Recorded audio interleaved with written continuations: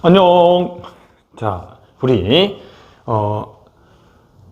지난 시간에 이어서 이제 우리 정책학 강의를 하고 있습니다. 그죠?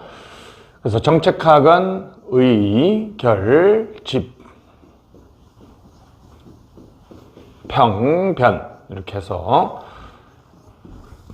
의제 설정, 결정, 집행, 평가, 변동이라는 이 정책 과정이 어떻게 진행되고 그것의 합리화를 위해서 무엇이 필요한지를 연구하는 것이 정책학의 기본적인 패러다임이라고 우리 라수엘이라는 학자가, 정책학을 최초로 제안한 학자죠. 그죠? 라수엘이라는 학자가 얘기했습니다. 그죠? 자, 우리 그래서 지금 의제 설정을 얘기하고 있는데요. 의제 설정은 사회 문제, 사회적 이슈, 공중의제, 정부의제가 되는 일련의 과정, 의제 설정의 과정과 의제 설정의 유형. 그래서 외부에서 주도하면 외부 주도형, 정부가 주도해서 공중의제화를 하면 동원형, 국민의 관심을 동원하기 위해서 한다라고 얘기했습니다. 자, 그리고 정부가 사회 문제를 사회적 이슈나 공중의제화 없이 바로 정부 의제하지만 국민에게 적극적으로 캠페인이나 홍보를 통해서 알리지 않습니다. 그죠? 음모형, 내부 접근형이라고 얘기했죠. 자, 피터 메이라든지 다양한 학자들이 의제 설정의 유형을 봤고요. 유형을 보고 나서 의제 설정을 좌우하는 요인이 뭐냐? 자, 우리 지난 시간에 여기까지 했고요. 실제로 의제 설정을 좌우하는 요인까지 우리 지난 시간에 공부했는데, 이제 의제 설정론의 핵심이 바로 선택적 의제 설정이죠. 바로 요겁니다. 선택적 의제 설정. 왜 특정 문제, 왜 특정 사회 문제는 사회적 이슈가 되고 공중 의제가 됨에도 불구하고 정부 의제가 되지 않느냐? 그죠? 예를 들면 이 문제는 1960년대 미국의 흑인 폭동에서 본격적으로 제기됐던 이슈가 되겠습니다. 흑인들이 미국이 다원주의 체제라면 이익 집단들이 조직화되어서 자신들의 의견을 표출하면 선거를 통해서 그것이 나타나면 그것이 정책으로 결정되고 집행되어서 다시 이익 집단들이 선거라는 투입 기제를 통해서 자신들의 문제를 정부 의제화 할 수 있다라고 정했던 이 미국의 다원주의 체제 또는 민주주의 체제는 이 흑인 폭동으로 붕괴되어 버렸다는 거죠. 자, 우리가 폭동이라고 얘기하는 거는요, 어느 한 정치 체제가 어떤 특정 집단이나 국민들의 요구를 받아들이지 못한다고 했을 때 일으키는 마지막 수단이죠.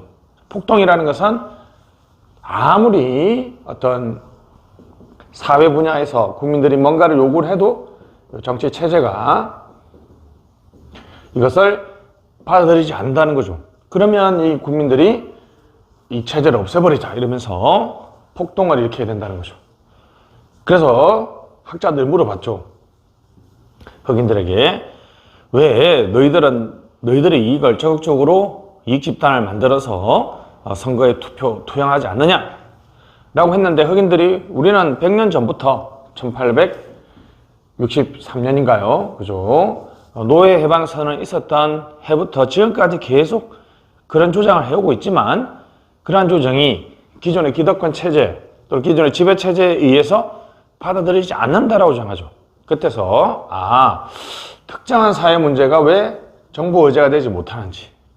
자, 허버트 사이먼은 거기에 대한 첫 번째 해석으로서 인간은 또는 정책 결정자, 의제 설정을 하는 사람은 주의 집중의 한계, 인간은 제한된 합리성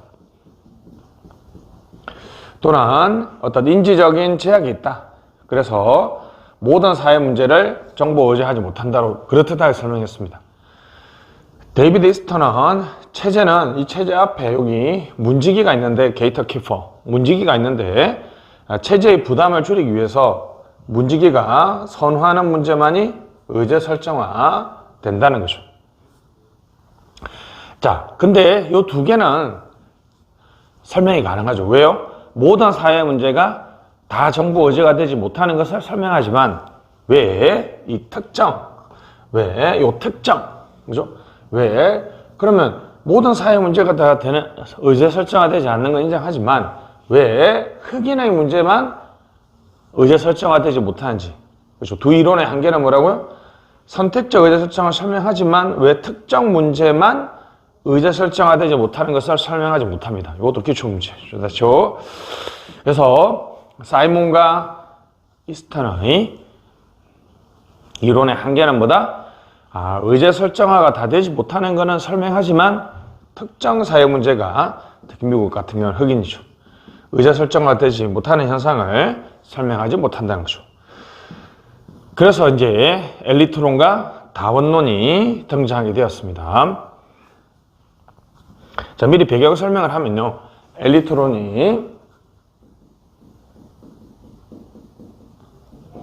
소수의 지배 엘리트가 존재하고 기득권 체제가 존재하고 그들이 좋아하는 문제만이 의제 설정화된다는 거죠. 자, 여기서 이제 이걸 고전적 엘리트론을 비판하면서 미국의 다원주의 이익집단 벤틀리 트루먼이라는 고전적 이익집단론이 등장했습니다. 중복회원하고 연방제도, 잠재집단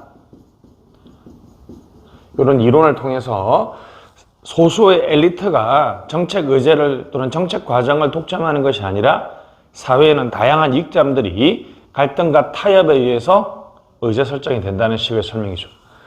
자, 이것에 대한 비판이 1950년대 엘리트론자들이 비판했습니다. 그죠? 밀저 군산복합체 헌트. 밀저 헌트는 우리 50년대 네오 마르크스주의자들입니다. 사회는 자본과 계급이라는 지배 집단이 존재하고 그 집단이 좋아하는 문제만이 의제 설정화 된다는 거죠. 자, 이것에 대한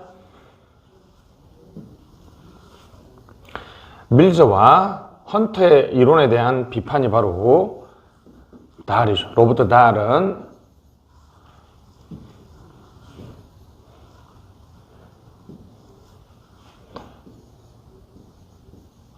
다원적 권력 이론을 통해서 엘리트는 존재하지만 그 엘리트들이 대중의 요구에 민감하게 반응해야지만이 자기가 선거에서 승리할 수 있기 때문에 다원적 엘리트론, 엘리트는 존재하지만 결국은 엘리트를 지배하고 선택하는 것은 일반 대중이라고 얘기하면서 일반 대중의 문제가 정책 과정에 잘 반영되고 있다고 주장하죠.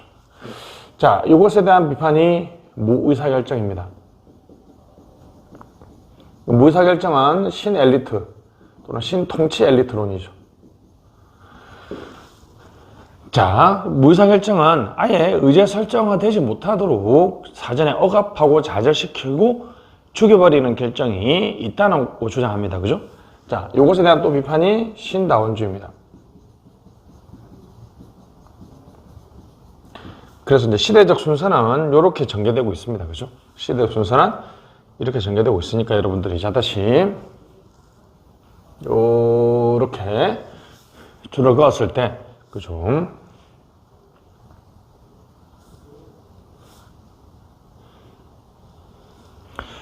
자, 엘리트론은 고전적 엘리트론, 50년대 엘리트론, 신통치 엘리트론 이렇게 전개되고 있고, 다원주의는 고전적 다원주의, 달의 이론, 그 다음에 신다원주의로 전개되고 있습니다. 그래서 이제 이 어디에서 어느 이론을 비판하면서 등장했는지를 보는 게 상당히 중요합니다. 그죠? 자, 이것은 이제 미국식 이론이고, 유럽은 조합주의. 국가가 나서서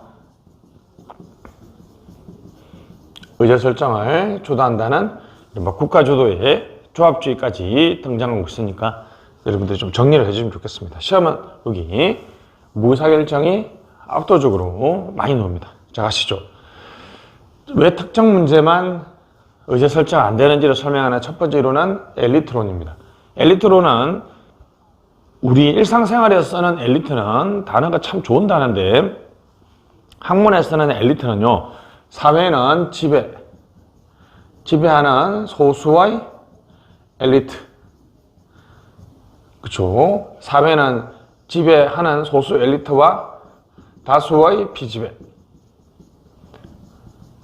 층으로 나눠진다는 거죠. 그래서 사회, 국가를 운영하는 것은 소수의 엘리트라는 거죠. 그러니까 소수의 엘리트들이 국가를 주도해 나가기 때문에 또는 정책 과정을 주도하기 때문에 약간 이 엘리트로는 민주주의적 요소보다는 비민주주의적 요소를 좀 내포하고 있다는 것이 조금 단점이 되겠죠. 그죠?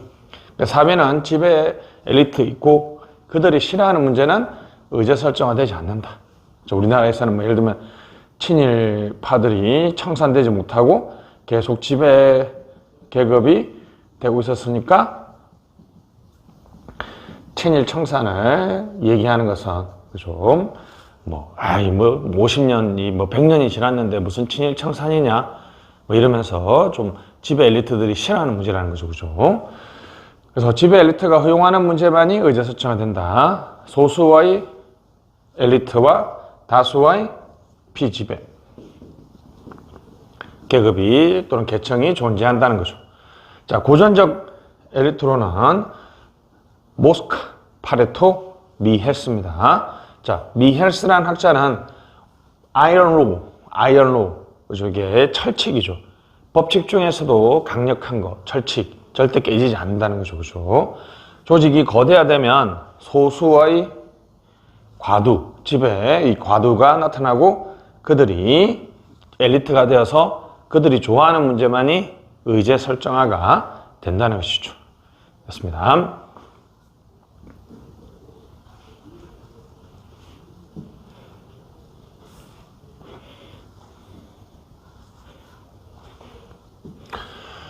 됐습니다. 정책 과정이나 또는 일반적인 우리 조직이 미헬스는 독일의 사회민주당 창립 멤버죠. 그죠? 조직이 처음에는 공산주의 혁명을 위해서 열심히 활동하다가 조직이 커지니까 우리나라 정부 내도 뭐죠? 이렇게 그죠? A라는 사람하고 B라는 사람이 있습니다. 그죠? A와 B가 이제 이 대통령의 복심이다. 그러면 이 두 사람 밑으로 또 사람들이 모이게 되니까 어떤 정책을 결정할 때 이 정책이 A라는 사람한테는 좋고 B라는 사람한테는 안 좋다. 그럼 B는 엄청 반대하죠. 이 조직 전체의 목표보다는 B라는 중간 과두, 중간 보스가 어떻게 생각하느냐에 따라서 이 사람이 좋아하는 문제는 되고 이 사람한테 불리한 문제는 안 된다는 식의 설명이죠. 모스카는 사회는 소수의 지배 계급과 다수의 피지 계급이 있다. 그런 얘기죠. 파레토가 재밌습니다. 파레토는 엘리트 순환론을 얘기했는데요. 엘리트층이 쇠퇴하면서 새로운 엘리트층들이 충원된다.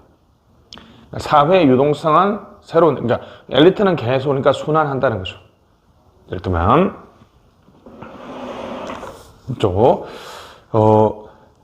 이렇게 그죠. 우리 일제시대 때는 친일파가 엘리트였지만 우리 이제 친독재 세력 그죠? 어떤 세력 이런 식으로 그죠? 엘리트가 1940년대 엘리트와 1960년대 엘리트와 1980년대 엘리트와 2000년대, 2020년대 사회는 소수의 엘리트 지배 계급이 있는데 그 엘리트들이 고정된 게 아니라 계속 사회가 바뀌면서 충원되면서 새로운 계속 엘리트들이 존재한다는 거죠. 됐습니다. 말은 이렇게 잘했는데 이 고전적 엘리트론의 가장 큰 문제는 실정 검증을 하지 않았다는 거죠. 그래서 엘리트가 누구냐? 그냥 자기의 관념론. 우리가 일반적으로 사회에는 집에 엘리트가 있어. 그 엘리트들이 좋아하는 문제만 의제 설정화돼. 이렇게 얘기하면 그때 너가 생각하는 엘리트는 뭐야? 어디까지가 엘리트야? 장관은 엘리트 아니야? 이렇게 물어보면 이 사람들은 대답을 하지 못한다는 거죠. 그죠? 실전 검증을 하지 않았다. 이 얘기도 시험 나왔습니다. 자, 1950년대에 엘리트론이 있습니다. 그죠? 요 중간에 이제 고전적 이익집단론의 공격이 있었습니다. 근데 이 고전적 이익집단론이 주장했던 것은 사회는 다양한 엘리트들보다는 어떤 잠재 집단이나 중복 회원이 존재함으로써 사회의 다양한 이익들이 반영될 수 있다고 주장했는데 그것에 대한 공격이 바로 밀스죠. 밀스는 자, 지위 접근법입니다. 자, 전국 동그라미, 지위 동그라미. 이거 시험에 나왔습니다. 자, 쉽게 말하면 높은 지위에 있는 사람이 엘리트다. 그러니까 여기 고전적인 엘리트론이 실전 검증을 하지 않은 거에 비판해서 나는 고위직이 다 엘리트다 이렇게. 그죠? 그러니까 얘는 엘리트를 뭘로 판단했다? 지위로 판단했다. 그래서 지위 접근법이죠. 그러니까 미국 전국 차원에서 고위직에 있는 사람들을 조사해봤더니 고위직에 있는 사람들이 군대 출신 아니면 산업계 출신이죠. 그래서 군대와 산업계라는 이 서로 얽히고 섞인 이 관계 체제, 이걸 우리가 이제 군산복합체라 그러는데 이 군산복합체가 이 미국 사회를 지배한다는 거죠. 그러니까 엘리트 개인이나 개인의 계급이 아니라 군산복합체라는 하나의 체제. 그렇죠? 우리가 일반적으로 말 쓰는 기득권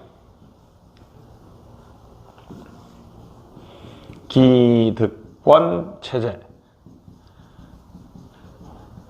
그죠?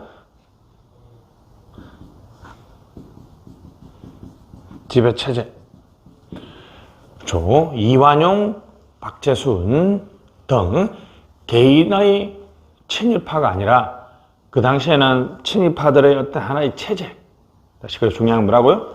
군산복합체는 엘리트 개인이 아니라 군산복합체라는 하나의 기득권 체제 또는 기득권 연합이 미국을 지배하고 이 군산복합체가 싫어하는 문제는 의제 설정화가 안 된다라고 주장하고 있습니다. 자, 헌터는 지위 접근법을 하게 되면요, 우리나라에서 지위는 없는데 지배 엘리트들이 많잖아요. 그죠? 이재용 부회장은 사실 또는 언론사 사주들은 거의 대부분 언론사 회장일 뿐이지 고위직에 있는 사람은 아니잖아요. 그죠? 그러니까 과연 우리나라 경제정책을 결정하는 사람은 누굴까요? 사실 명성접근법을 하면, 그죠? 즉 명성이 높은 사람은 당연히 이재용 부회장이 포함되겠죠. 그래서 애틀란타 지역의 지역 주민들한테 애틀란타시를 정책을 결정하는 사람이 누군지 이렇게 물어봤어요. 그러니까 명성이 높은 사람이 엘리트다. 이거는 지위가 높으면 엘리트다. 이거는 전국 차원에 조사했고, 명성접근법은 지방 차원, 지역 차원에서 조사를 했던 거죠. 보니까 거의 대부분이 사람들이 이런 사람들이 실질적으로 정책 과정을 지배할 거라고 했는데 그렇게 되게 다양한 사람이 아니라 소수라는 거죠.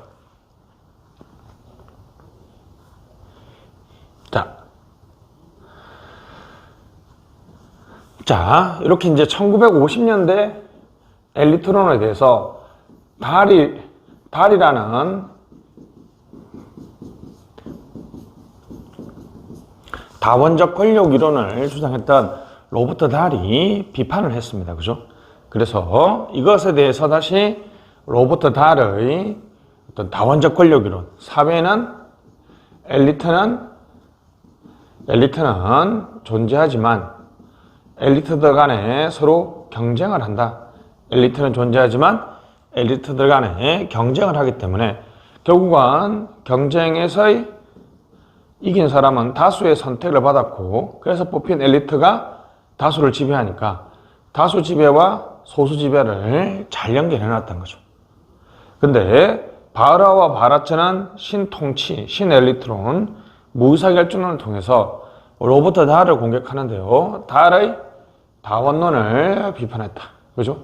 고전적인 이익집단론을 비판했다. 이거 아니죠, 그죠? 고전적 이익 집단론을 비판한 것이 아니라 달의 다운론을 비판했습니다, 그죠? 달은 의제 설정에서 실제로 결정 과정이나 의제 설정 과정에서 행사하는 권력을 받는데, 바라와 바라츠에 의하면 권력은 양면성이 있다는 거죠. Two faces of power. 권력은 밝은 면에서 실제 결정에서 행사하는 권력이 있는 반면에 잠재적 권력은 어두운 면에서 권력입니다. 그죠? 즉 의제 설정을 방해하는 거죠. 그래서 달은 현재적 권력만 분석했고, 바라와 바라츠는 잠재적 권력. 잠재적 권력이 뭐라고요? 의제 설정을 좌절시키거나 방해시키려는 결정. 그죠? 뭐 성폭행이라든지 어떤 성희롱 문제를 문제 제기하려고 하면 학교라든지 회사라든지 조직이라든지 이런 쪽에서 야, 그게 다른 사람한테 안 좋잖아 이러면서 아예 이슈화를 방해시키려고 많이 하죠. 기존의 기득권 체제를 유지하기 위해서. 그런 것들을 우리가 잠재적 권력이라고 합니다. 무의사결정은 그래서 의사결정이 없는 게 아니라 decide, 결정하는 거죠. 그죠? 말로 not to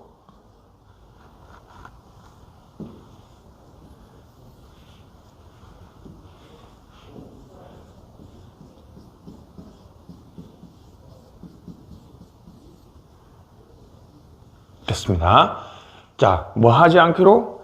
의제 설정하지 않기로 결정하는 거죠. 무의사결정은 의사결정이 없을 무가 아니라 의제 설정하지 않기로 결정하는 거죠. 오히려 적극적인 결정입니다. 그죠? 그래서 이제 무의사결정이 시험이 잘 나오니까 봐야 되겠고, 그러면 이제 무의사결정을 행사하는 방법이 뭐가 있을까요? 방금처럼 뭐 성폭행이나 성희롱을 당했던 사람한테 돈을 두둑하게 준다든지, 그죠? 그럼 이제 매수를 한다든지, 너를 뭐 그 이슈를 제기하지 않으면 내가 나중에 나한테 뭐 퇴직금을 주겠다, 뭐 이런 식으로. 아니면 이제 극단적으로 어떻습니까? 막 흑색 선전을 한다든지, 소문을 낸다든지, 폭력을 행사한다든지, 뭐 이런 것들이 있죠, 그죠? 절차를 아예 없애버리거나 편견을 동원하는 거죠. 됐습니다. 자, 분권적, 개방적, 민주적 사회보다는 직관적, 폐쇄적, 권위적 사회에서 많이 일어난다는 것은 당연한 얘기가 되겠죠, 그죠? 근데 재밌는 거는 미국 같은 사회에서도 힘이 센 이익 집단에 의해서 무의사결정을 합니다. 총기협회. 미국은 총기 사고가 그렇게 많이 나면서도 총규제가 왜 통과 안 될까요? 그죠? 총규제를 하자는 것도 아예 의제 설정화가 안 되고 있습니다. 이유는 뭘까요? 바로 이유는 총기협회라는 강력한 이익 집단이 총기 규제하자는 국회의원들을 떨어뜨리려고 막 낙선 운동도 하고 압력도 행사하고 막 그렇게 한다는 거죠. 그죠? 됐습니다. 우리나라는 이제 60, 70년대는 주로 그 사회 지배 체제가 친독재 세력 또는 친개발 세력이죠. 개발을 위해서는 국가가 모든 자원을 헌신할 때, 예를 들면 노동자의 권리, 인권, 환경, 복지 등을 내세웠던 그러한 의제 설정화가 실패합니다. 그죠? 그때는 뭐 우리가 전부 다 이제 편견을 동원 많이 했죠. 그죠? 전부 다 이런 운동을 하는 사람들한테는 북한 간첩이다, 빨갱이다, 뭐 이런 식으로 해서 흔히 레더 컴플렉스라고 얘기하는데, 그죠? 이런 식으로 해서 아예 의제 설정화가 되지 못하도록 한다는 거죠. 지금도 뭐 사실 이런 것들이 존재하잖아요. 그죠? 노동자들을 권리를 요구하는 그런 시위를 하면 시대가 어느 시대인데 지금 그런 거 요구하는 식으로 이미 그러한 식의 이데올로기적 동원이 일어나고 있죠, 사실. 자, 정책의 전 과정에서 발생합니다. 처음에는 의제 설정에서만 발생한다고 했는데 정책 결정, 집행, 평가, 변동에서 다 일어난다. 됐습니다. 그래서 1번부터 5번까지가 시험에 잘 나오니까 여러분들이 꼭 봐주시면 좋겠습니다.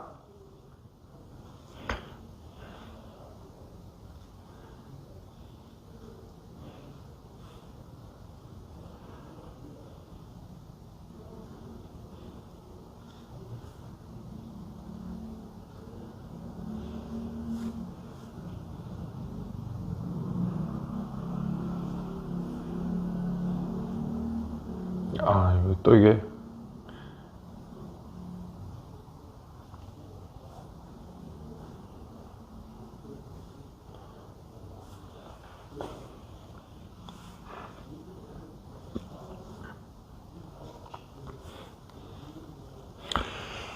자, 다음 이제 선택적 의사 설정의 다원주의 경향입니다. 그죠? 우리 엘리트론은 우리 고전적 엘리트론, 1950년대의 엘리트론, 무사결정 이렇게 전개되고 있다 그랬죠. 그죠? 엘리트론과 다르게 엘리트론의 공통된 주자가 뭐예요? 사회에는 집에 엘리트가 있고 그들이 좋아하는 문제만 의사설정화되고 그들에게 어떤 도전이 되거나 또는 그들을 위협하는 그런 사회 문제는 의사설정화되지 못한다는 거죠. 다원주의는 세상은 다양한 이익집단들이 존재하고 이익집단들의 갈등과 타협의 결과물이다.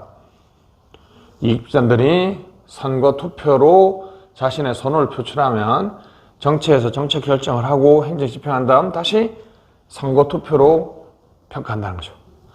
이익집단이라는 사회 행위자가 의사설정을 주동하며 고통받는 누구의 문제도 의사설정화가 될 수 있습니다. 그죠? 맞죠? 이익집단들이 결국 조직화가 얼마만큼 되어 있느냐의 문제가 되겠죠. 그죠?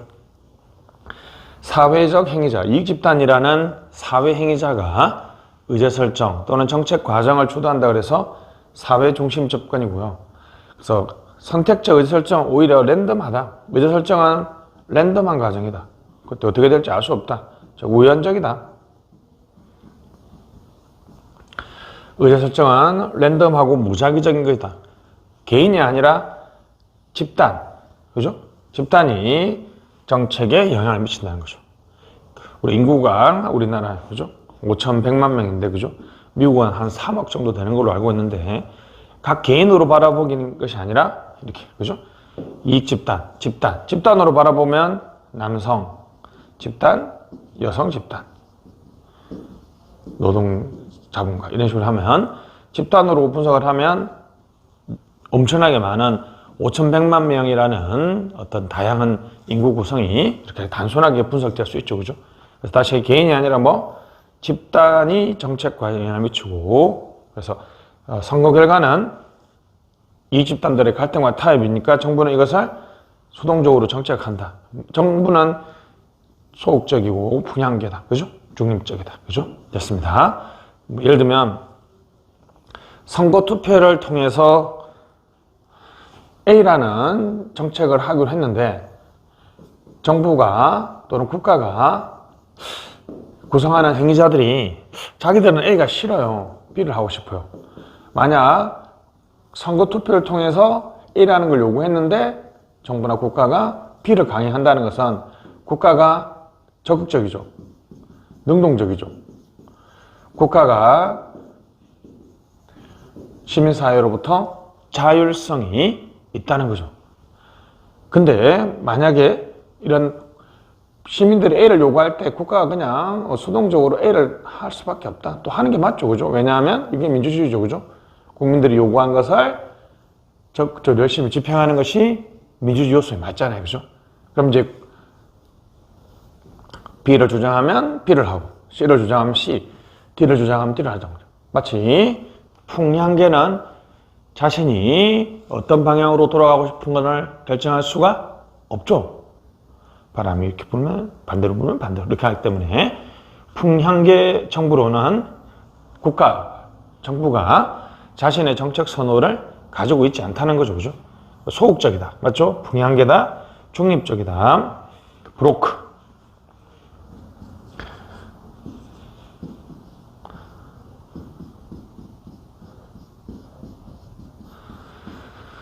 브로크도 우리나라에서는 브로크가 단어 자체적 측면에서는 아주 액티브해 보이지만 그렇지 않습니다. 그죠? 그냥 네 개나 같은 뜻입니다. 가시죠.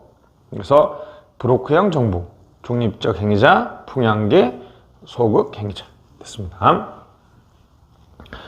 첫 번째는 벤틀리, 트루먼, 고전적 이익집단론자들이 주장했습니다. 그죠? 고전적 다원주의, 이익집단론이죠. 이익집단들의 갈등과 타협을 통해서 하면 다양히 타협을 하게 되면 특정한 문제가 의제설정화가 안 되는 이유가 없죠. 왜냐하면 이익집단들이 다 자신의 이익을 주장하면 전체 이익이 다 균형적으로 반영된다는 것은 결국은 타협이 된다는 것은 그럼 특정 이익집단의 이 어떤 문제도 정책 결정, 의제 설정 과정에서 제외된다는 게 없다는 거죠. 그렇다면 조직화되지 않은 이익 집단들이 있을 수 있잖아요. 그죠? 그런 것들은 잠재 집단 이론으로 설명합니다. 언제든지 조직화될 수 있기 때문에 조직화되어 있는 집단이 조직화되어 있지 않는 집단 이익도 고려해 준다는 거예요. 그러면 다양한 이익들이 타협적으로 결정되고, 그렇게 하면 어떤 특정한 문제가 의제 설정화되지 못하는 현상이 일어나지 않겠죠. 중복회원 이론입니다. A 집단하고 B 집단이 있는데 A 집단, B 집단이 막 이렇게 싸울 때 양 집단의 이익이 이렇게 다 반영될 수 있는 이유는 A 집단에 가입한 갑은 B 집단에 가입한 을은 또 A 집단 가입되어 있고, 갑도 B 집단에 가입되어 있습니다. 그러면 집단 간의 갈등과 타협 과정에서 중복 회원이 많으면 결국은 두 집단의 이익을 동시에 반영할 수밖에 없기 때문에 다양한 이익이 반영된다. 단점, 사익만을 주장하는 이익 집단. 그죠?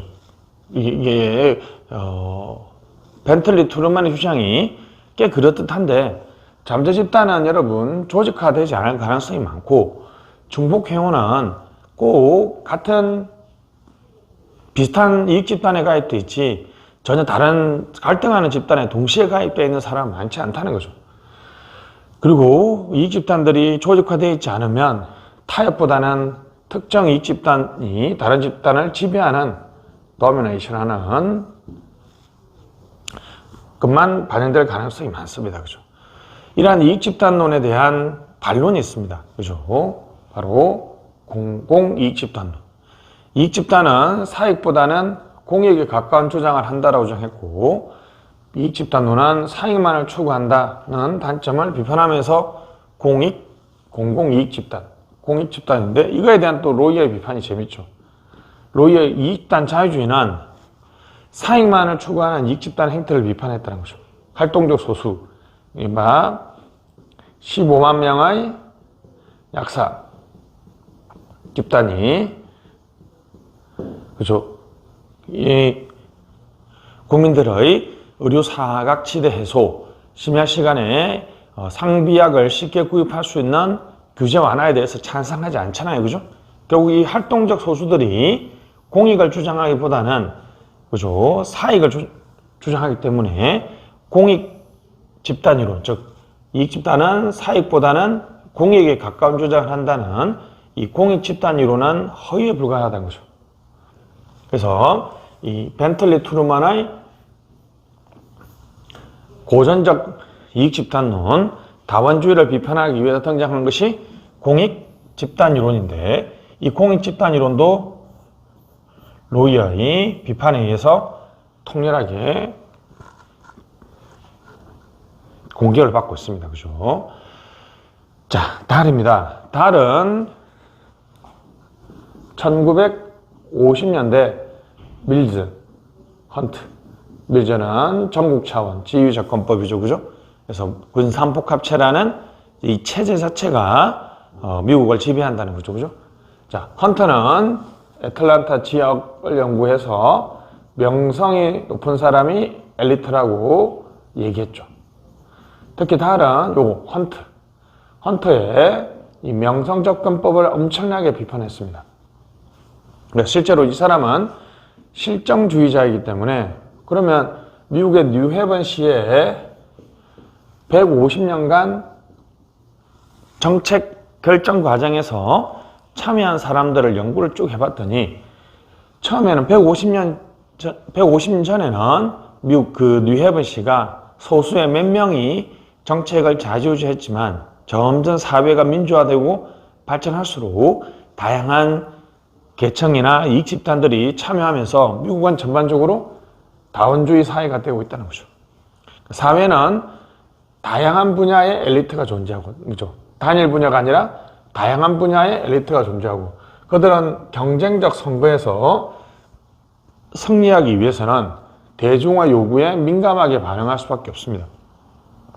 그러니까 엘리트가 국가를 지배한다는 이른바 소수 지배와 경쟁적 선거에서 승리한다는 말은, 그러면 승리하기 위해서는 다수결, 그죠? 다수의 지지를 받아야 되잖아요, 그죠? 다수의 지지를 받았다는 것은 다수가 그 엘리트를 지배한다는 거니까, 그죠? 그래서 다수의 참여.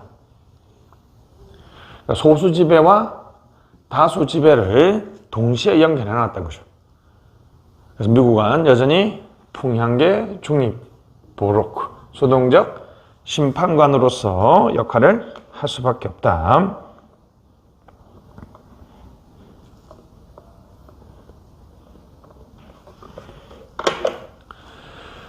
됐습니다. 그래서 이제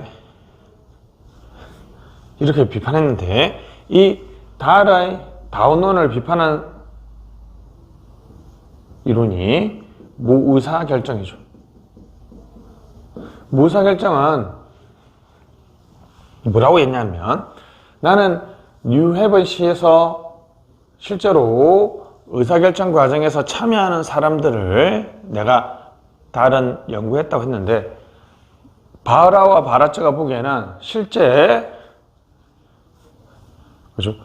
이 달은 실제로 행사한 정책 결정 과정에서 행사한 것만 연구했지 그 이전에 또는 그 이후에라도 뭔가를 억압하고 좌절시키는 요 권력은 연구하지 않았다는 거죠. 권력은 뭐가 있다? 권력은 밝은 면에서 행사하는 것과 어두운 면에서 그 문제를 죽여버리는 두 가지의 내용이 있는데 달은 현재적 권력을 분석했지만 이슈를 죽여버리고 억압시키는 것은 분석하지 않았다는 거죠. 그래서 이쪽을 우리가 뭐라 그랬다? 지배 세력에게 도전이 되거나 위협이 되는 사회 문제 자체를 죽여버리고 억압시키는 거 이른바 무의사결정이라고 주장했죠. 이렇게 주장하니까 신다운주의는 무의사결정을 비판하긴 비판하지만 너무 통렬한 공격이기 때문에 어느 주장도 일부 수용합니다. 그러나 여전히 다원주의, 그죠? 다원주의이기 때문에 기본적으로 다원주의, 집단 간 경쟁과 타협이 정치의 또는 정책 과정의 핵심인 것을 강조하고 다원주의 이론을 비판합니다. 정부가 소극적이다라는 것을 비판해요. 최근에 보면 정부가 특정 이익을 너무 옹호하거나 특정 이익에 편향적인 경우가 많다는 거죠. 엘리트론 정부가 너무 특정 집단에게 특권을 준다. 일정 부분을 수용합니다. 그러나 무의사결정을 비판한다는 거죠. 너무 검증하기 어렵다고. 죽여버리는 거 어떻게 검증하냐 이렇게 얘기했고 그래서 신다운주의 주장은 이거다. 바로 뭐냐면 국가가 어떤 집단에게 특권을 주기 때문에 비례대표라든지 대표관료제도를 통해서 국가기구를 분권화 보다 많은 사람들이 참여하면 하도록 할 수 있다면 집단 간의 갈등과 타협이 될 수 있겠죠. 예를 들면 13579 그죠? 우리 비례대표 국회의원 선거에서 그죠? 여성분을 이렇게 홀수번에 배치하면서 여성 의원들의 이익이 점점 많아지니까 이제 정책 결정하는 과정에서 여성의 이익이 많이 반영될 수밖에 없다는 거죠. 대표관료제도 장애인들을 의무적으로 뽑음으로써 정책 결정 과정에서 또는 의제 설정 과정에서 장애인의 이익이 반영될 수 있도록 해준다는 거죠. 집단 간 타협이 가능해질 수 있다는 거죠. 그래서 국가기구의 분권화, 예를 들면 비례대표나 대표관리를 통해서 정책의 권한, 의제 설정이나 정책 결정의 권한을 다양한 사람들한테, 집단들한테 나눠주는 제도 노력을 하면 집단 간 경쟁과 타협이 발생할 수 있을 거라고 주장하고 있습니다. 자, 여기까지가 이익집단론과 다운론의 주장이었고요. 제3의 이론은 유럽이나 우리 한국을 설명하는 이론이기 때문에 자, 다음 시간에 설명드리도록 하겠습니다. 수고하셨습니다. 안녕.